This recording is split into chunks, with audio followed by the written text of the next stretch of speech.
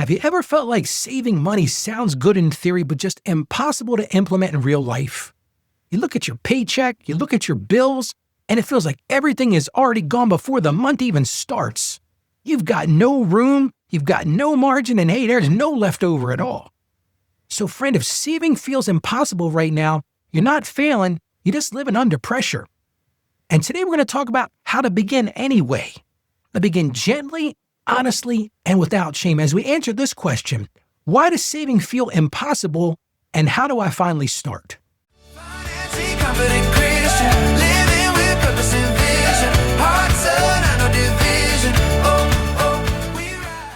Hey friend, Ralphie Step Jr. here. Welcome to the Financially Confident Christian, where we learn how to walk through life and money with wisdom, with peace, and with a heart anchored in God's truth. My mission here is simple: to help you break the cycle of financial shame, build steady habits rooted in faith, and truly become the kind of believer who handles money with clarity, with confidence, and with spiritual purpose. Yes, we can do that. Yesterday, we wrapped up our debt series by talking about freedom in Christ. Not just freedom from balances, but freedom from shame. And today we're beginning something brand new, a savings habit series. And we're starting where most people feel stuck, because before savings feels hopeful, it often feels impossible. A listener once asked me, "Ralph, how am I supposed to save when there's nothing left at the end of the month?" I feel that at times. And this question matters today, because it's not about motivation, it's about the reality. And it carries a lot of quiet frustration in it. And underneath that question is this feeling: I'm doing my best, but it still doesn't feel like enough. I want to be wise, but I don't see where savings even fits into this. And I feel behind even when I'm trying. Friends, savings doesn't feel hard when there's extra. It's easy to save when there's extra. But it feels impossible when every dollar already has an assigned job. That doesn't make you careless, it makes you human. Here's something research consistently shows. People who start saving small, even very small, are more likely to keep saving long-term than people who wait for the right time. Momentum matters more than the amount. Hear that, remember me. Momentum matters more than the amount. And over the years, I've walked with people at every income level, and I've seen this again and again. The people who eventually build savings aren't the ones who start big. They're the ones who start honestly with what they actually have to work with. I remember someone telling me, "Ralph, saving $5 feels silly." That's what they said to me. But they tried it anyway. And that $5 became a habit. And that habit became consistency. And that consistency became peace. Not because the number was impressive, but because they finally felt forward motion.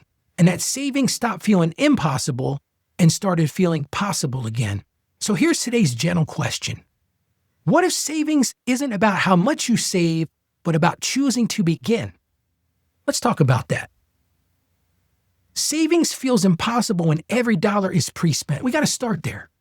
When money is tight, savings feels like something only other people do. Oh yeah, they can save because they got extra money, Ralph. Because by the time you get paid, it already has a destination. Hey, this money's assigned for rent. This money's assigned for groceries. Got to put gas in the car. I got to buy my medicine. These kids are expensive. And that one bill you're behind on. And the idea of savings feels almost insulting. Like, save what? Thin air? I got nothing to save. So if you ever thought, I would love to save, but there's nothing left, I want you to hear me clearly.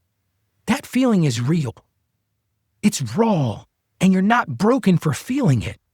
But here's the trap. When every dollar is pre-spent, your brain starts to believe you will always be one emergency away from panic, one emergency away from disaster, to be honest. And that belief becomes a lifestyle. I see so many people living in that lifestyle, not because they're lazy, but because they're tired. So we're not going to start with shame today. We're going to start with honesty, and then we're going to start small. Small amounts still matter. Like I talked about earlier, $5 still counts. That consistency still counts. That faithfulness still counts. Because savings isn't just about having money, it's about building a new story. That's what we're really doing today. We're building a story that says, I might not have much right now, but I'm not powerless. It's like planting a seed. A seed doesn't look impressive, but it does feel like progress. But it's proof that growth is possible. And I'll tell you something I've seen over and over again as an accountant. People don't change their finances when they find extra money. They change their finances when they change their patterns. See, that's what the answer is. So yes, $5 matters. $10 matters. Listen to me, $1 matters. Because it's not just money in a jar, it's a vote for the future you're paying for. Because savings is a habit, not a number. You don't need a perfect plan. You need a repeatable starting point, something that you can do. So let's make this practical. Savings works best when you don't rely on motivation. Because motivation comes and goes, but habits can hold you steady. So pick a rhythm you can repeat. Maybe for you, it's every paycheck, $10 goes into savings. Or every Friday, I put aside $5. Or maybe for you, every time you buy groceries, you round up and move the difference to that savings account. Or maybe every time you get a little extra, you save first and then spend. We'll talk about that more on tomorrow's show. But don't overcomplicate it. You're not trying to become a financial genius overnight. You're just trying to become consistent, because consistency creates momentum. That momentum creates options, and options create peace. Savings is simply practicing a new reflex. Before I react, I prepare. Because peace grows with that consistency. When savings becomes normal, fear slowly loosens its grip on you, and clarity begins to grow. Because here's what fear does. Fear tells you that your one surprise bill will knock you down. You ever been knocked down? When you've been saving even a little, you start to think differently. You start to breathe differently. You start to see problems as solvable instead of catastrophic. And that's where peace begins. Not when you have thousands, but when you have a habit. When you can say, I'm not where I want to be yet, Ralph, but I'm not stuck anymore. And friend, that shift is super powerful. That's the moment you stop living in constant reaction and you start living with steady direction. Because peace isn't the absence of bills. Truth is, you're probably going to have bills the rest of your life. Peace is the presence of a plan and the confidence that God is walking with you one faithful step at a time. Let's look at Proverbs 13:11. Dishonest money dwindles away, but whoever gathers money little by little makes it grow. And I wanted to focus on that verse today. God isn't praising speed here in this verse. He's honoring faithfulness. Little by little is wisdom. You can start saving little by little. That's God's wisdom. Let's pray together. Lord, thank you for providing for us even when things feel tight. Help us begin saving not perfectly, but faithfully. Give us discipline without pressure and hope that grows over time as we make one step at a time. And we ask this in Jesus' name. Amen. Here's today's step. I want you to save $5 today. Not tomorrow, not someday, today. Start small, but start now.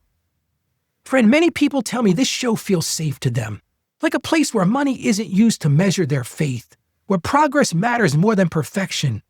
If that's what you need, you're already among friends. And if you want to take it to the next step, if you want a little more support, a little more clarity, and a little more encouragement between episodes, come join us at our community.